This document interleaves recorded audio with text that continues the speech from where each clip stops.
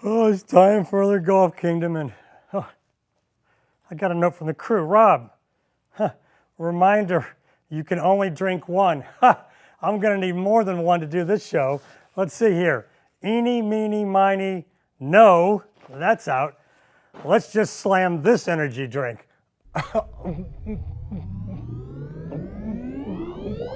Oh yeah, that helped, but I need the coffee. Oh, I need the coffee, yes.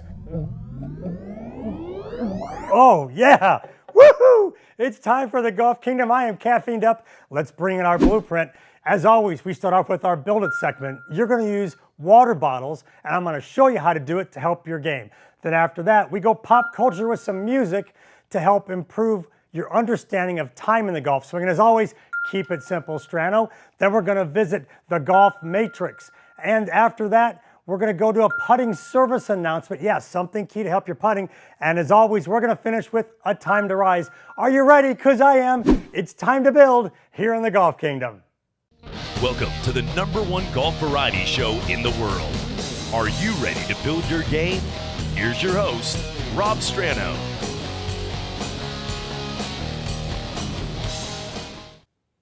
Well, welcome to the show, and it's the Build It segment. Yes, we're going to use things that you just find normally around your house to help you build a better game.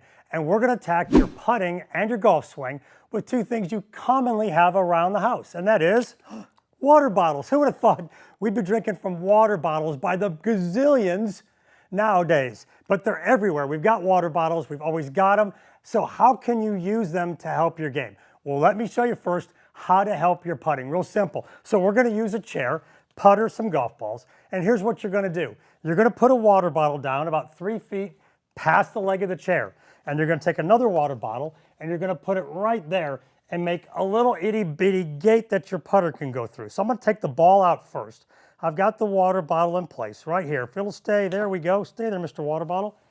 Right there. I've got a nice little gate. So I'm going to take practice strokes, not hitting the chair or the water bottle, just back and through like this. This will tighten up your putting stroke. So you can do it without the ball first.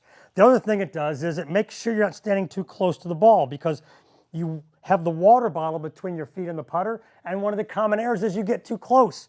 So having the water bottle gets you better spacing from the ball and allows you to create the gate to putt through. So I'm gonna put a ball in now.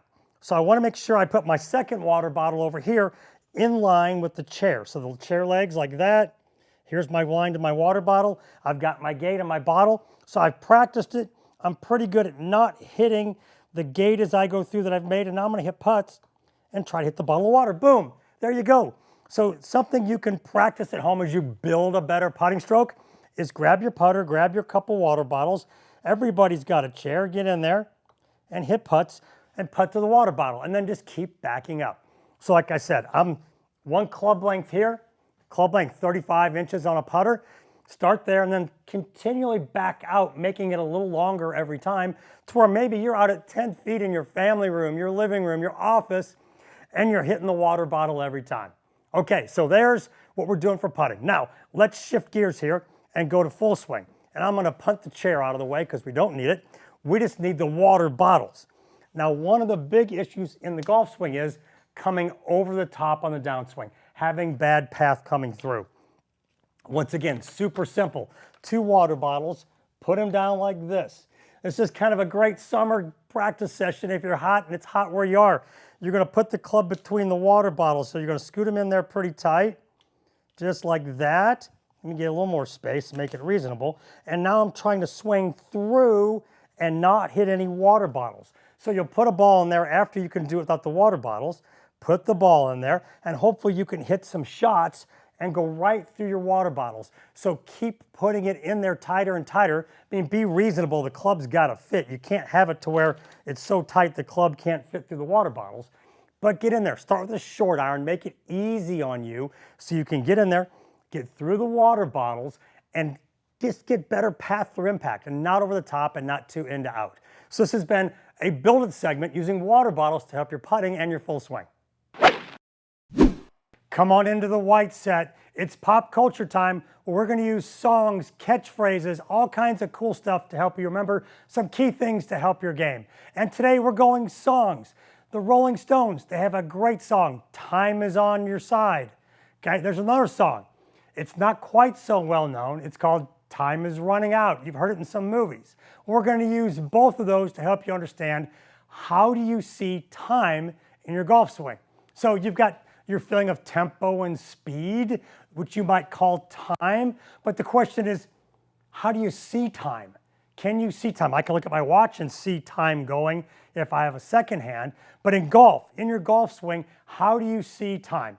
I'm going to explain to you no time, like time is running out. Then I'm going to explain to you time is on my side from the Rolling Stones. So first, time is running out. So I'm going to set this golf ball. And if I swing back and I stay right here, I stay dead over the golf ball, right there, I am over the ball, which means I have a direct path down to the ball, which means I have no time.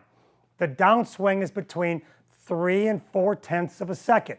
That's all, 3 and 4/10, which means I have 4 body parts, my left leg and my hips, my torso, my arms, and my club. Those 4 parts have to fit into those tenths. So if I'm stuck over the top of the ball like this, I have no time to get those parts back to the ball, which means I've got to compromise something. If I compromise something, I'm giving up speed or accuracy, or the word I keep hearing from you players, consistency, because I have no time. Now, here's the question. How do you see time? If that's no time, how do you see time? I work with my players all the time on seeing time, and here's how we work on it. If I get set up and my backswing is correct, where there's a little shift to the trail leg, and then I turn my lead shoulder over my trail shoe, I end up over here. And the thing I hear from my players is the golf ball looks like it's way over there. Well, what is that? That's seeing time. Bob Golby, who I grew up with, who was a Masters champion, said this to me one day over lunch. He said, great players feel like we have forever in the downswing. Everybody that struggles with golf, you feel like you have no time. Here's how you get time. Just like I explained, I'm going to take this shoulder over that shoe. I'm going to let my head get to the trail side a little bit. The golf ball is going to look like it's over there. Now I have time to shift this forward, to get the torso in, to get the arms going, and throw the club through and create speed in the downswing. So, perfect way. See time. Time is on your side when you get loaded. Time is running out when you stay stuck. Okay, it's fun time. It's Kiss. Mwah. Keep it simple, Strano. Something simple to help your golf game? No, this is something simple to help you not lose lots of money. That's what this Kiss segment's about. Let me show you what I'm talking about in that image right there. What is that? It's a laser rangefinder. It seems like everybody has these now. We're always grabbing one and getting our yardage. They're everywhere, from not real expensive to really expensive, but they're still not cheap. And at my home course, Kelly Plantation, these are always getting turned in. Every day there's one sitting there on the counter because somebody left their rangefinder either on the magnets on the post of the cart, or they left it in the bin. But we're just collecting rangefinders, and they're expensive. And if you're like me, you kind of love your rangefinder and it hurts your heart when you lose it. I've got the Kiss, keep it simple, Strano tip to keep you from losing your rangefinder. So watch this tip. So rangefinders, they come in this little container. So you take it out, right? You take it out of the container and you grab your rangefinder. See, mine looks just like that one right there, pretty much just like it. You get your yardage, you put it back in the cart. But you have the container, right? At the end of the day, the rangefinder goes back in the container. Watch this. Your car keys. Take them and put them in your container. Ha! How smart is that? At the end of the day, you go, where are my keys? Oh, they're in my rangefinder case. Oh, shoot. Where's my rangefinder? That's one sure way to keep from losing one of the most expensive pieces of gear you've got in your bag. So this Keep It Simple Strano segment, put your keys in your rangefinder case, and I bet you don't lose that bad boy. Now, stay tuned, because we got more great stuff coming back, including a Robservation right after this on the Golf Kingdom.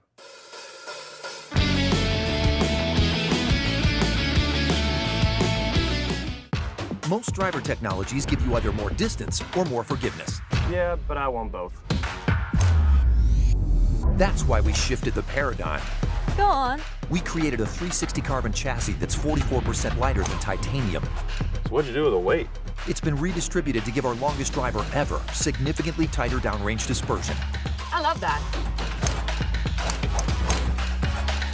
This is the new paradigm in performance from Callaway, the kings of distance.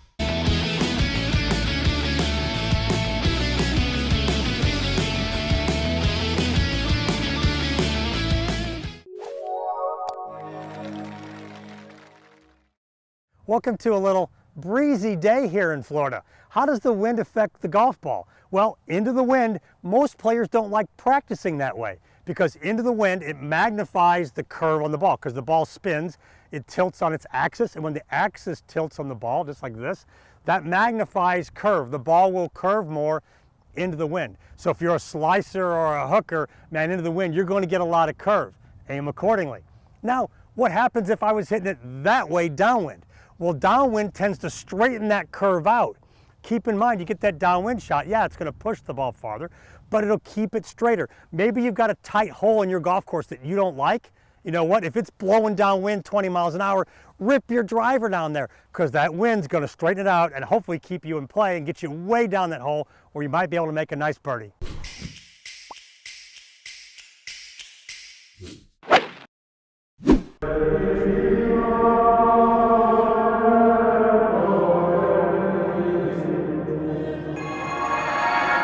It is time.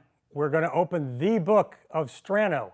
And the Bible, it begins with, in the beginning. Well, the book of Strano kind of begins the same. It begins with, when you start playing golf, here's some good ideas. At our academy, we deal with the book of Strano in the very beginning about when you start to play golf. And this segment is for everybody out there who has someone that is beginning to play. It's a family member or a friend. Or maybe you're beginning to play, and this is what we tell you to do. Number one thing is have fun. That's it. Have fun as you learn the game.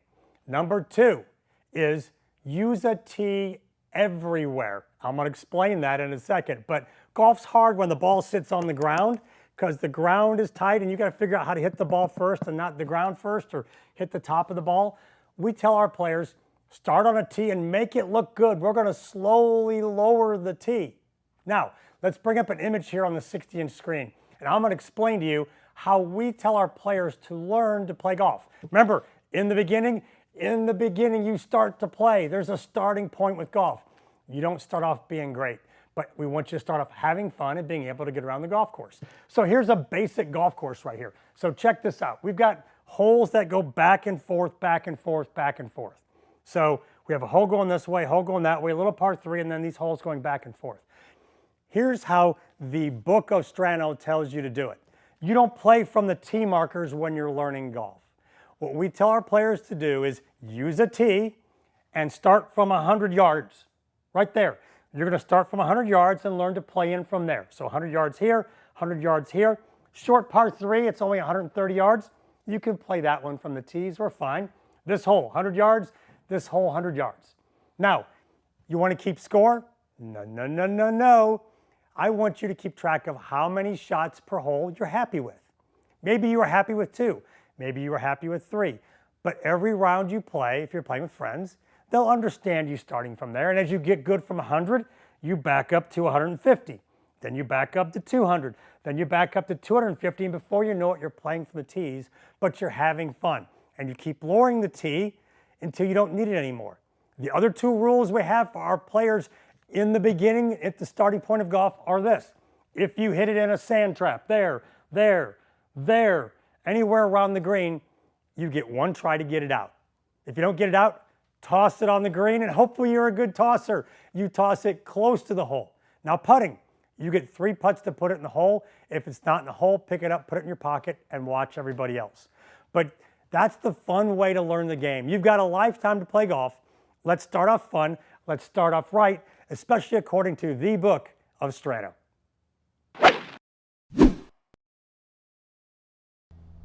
Hey Rob, great to be on Golf Kingdom. The name of this tool is a speed bomber. This black part here is the part you hold and it's stiff. This blue part is actually flexing. So this is what delivers the workout load, as well as what makes it really easy to create really solid patterns. Now in Mach 3, we very rarely or ever talk about anything that happens back here. But we do have one great drill that is called a backswing throw. And it does occur mainly in what I would call the backswing space.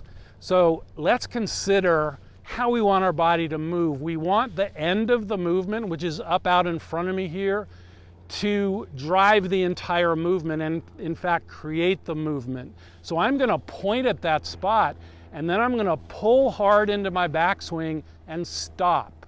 The reason why I'm gonna come to the hard stop is so I can avoid any notion that my backswing should end up, let's say, somewhere up here, or let's say like this, or let's say spinning back quickly inside, because from none of those areas can I easily get to the finish. So I'm gonna start at the finish and I'm gonna pull back, I'm gonna pull energy from the finish, stop, and take note of how athletic a position I'm in. So I'm gonna point, pull, stop. All right, so from here, I know that I can have a very direct route back to the finish. Again, if I start here and I pull up and away, I can't get there. So here I go, I point, pull, stop, take note, point, pull, stop, take note. What am I taking note of? That I'm in a position from which I can strike. I'm not gonna technically analyze it. I wanna feel, yeah, I could strike from there and I could go back to my finish point. So what I'm doing, I'm identifying the target, the finish. I'm pulling energy from there, coming to a hard stop, taking notice of how athletic that striking position is. And it's a great exercise actually to create what we could call a fully loaded striking position without any technical thoughts. So identify the finish, pull, stop, take note, let that get into my head and my mind and my body. So I know when I'm in the backswing space, I'm in a good striking position.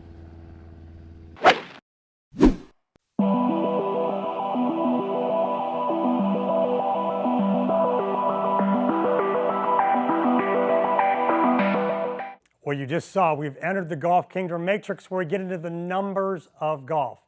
And here's what we're going to look at in the Golf Kingdom Matrix today. The difference between a wedge swing and your driver swing. If you struggle with your wedges, full swing or in between, maybe 60, 70 yards, 30, 40 yards, this is more likely the reason. I see this all the time at my academy with players that really struggle with these little shots. Now, we're going to bring up Steve Stricker first. Here's the first image. This is Steve Stricker hitting a wedge shot. We've got the Sportsbox AI data right here. So here he is hitting a wedge shot at his backswing.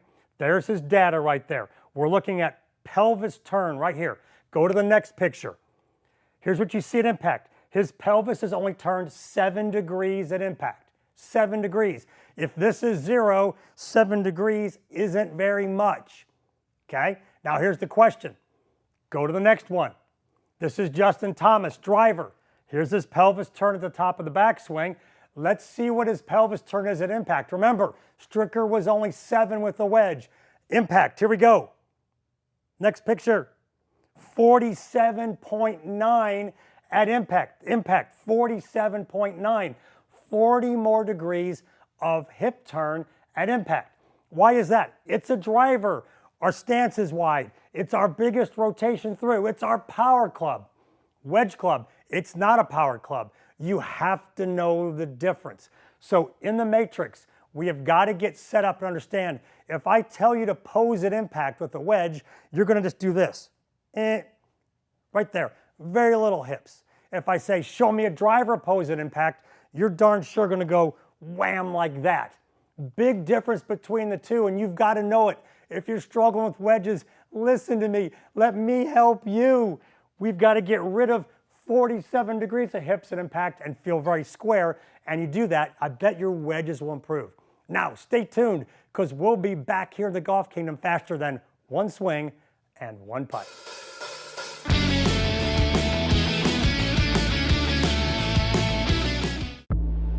Putting is not a popularity contest. But if it were, there'd be no contest.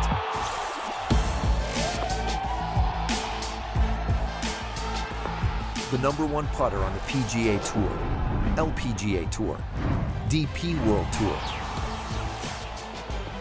and the #1 putter at 50 consecutive majors is Odyssey, the #1 putter on tour.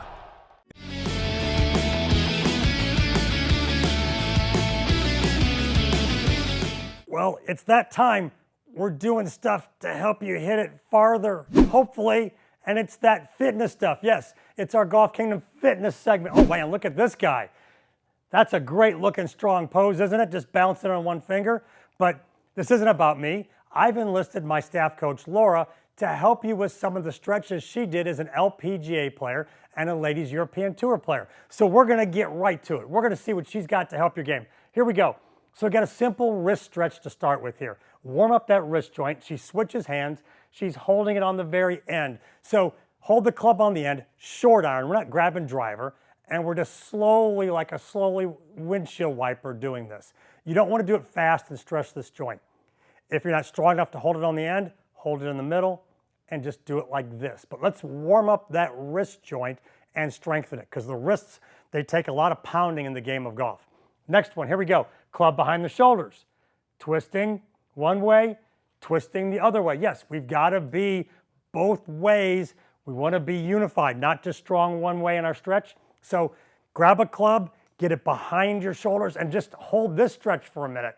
Oh, does that feel good on the shoulders? Then make sure, like Laura was doing, we get into athletic posture here, and we stretch this way, and we stretch that way, staying in your athletic posture. Don't be wobbling around. We're right here, there, and get your good stretch. Okay, next one, what do we got here?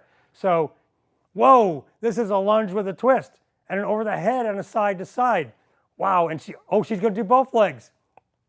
Lunge, twist, twist, side to side. Great for balance and leg strength. So club above your head, lunge right here, twist, side to side. Great exercise. Make sure you do both legs. Last one, what's she gonna do? Here we go. It's a bend, stretch, and a reach back. Look at how awesome and flexible she is. So do what you can here. Take your club. If you can't get to the ground like Laura did, get to here and just do it there. Whatever you can to help your golf fitness. Do these stretches, and who knows, maybe you'll find that missing yardage out of your clubs you've been searching for.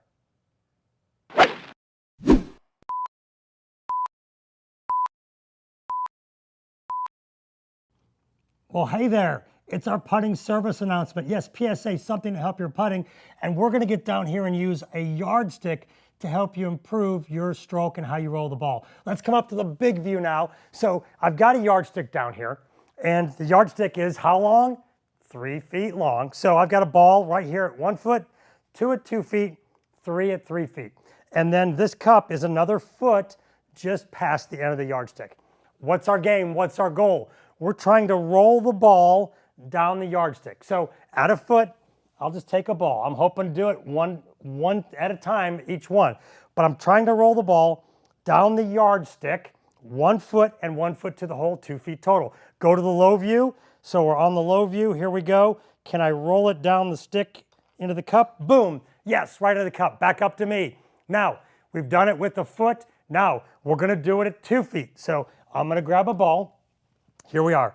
1 foot, 2 feet right there. I'm going to put this ball down at 2 feet from the end of the stick, 3 feet from the cup. You have to put a cup down there. As you saw earlier in the show, I used a water bottle. You can put any target you want down there. Now the question is, can I do it at 2 feet?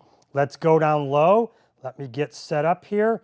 Lightly on the yardstick. Can I roll it 2 feet down the stick? Yes, bang, back up to me. 2 for 2. You gotta love it on live TV here. Okay, now here's what we do. We go out to 3 feet. I'm at the end of the stick. Ball on the end of the stick. Pressure's on. Can I do 3 in a row here? Let's go down to the low view. Here we go. Putter in. Getting set up. The yardstick looks like it's a mile to roll it down there. Let's see if I can do it. Down the stick. Nope. I missed it. Come back to me. So First two were good, last one not so good, rolled right off the stick. But you know what I'm gonna do? After this segment, I'm gonna practice this and get it right. Practice it at home. See if you can roll the ball down your yardstick, and the way the ball launches off the putter will be more consistent, and it should help you make more putts because you're hitting it dead on line.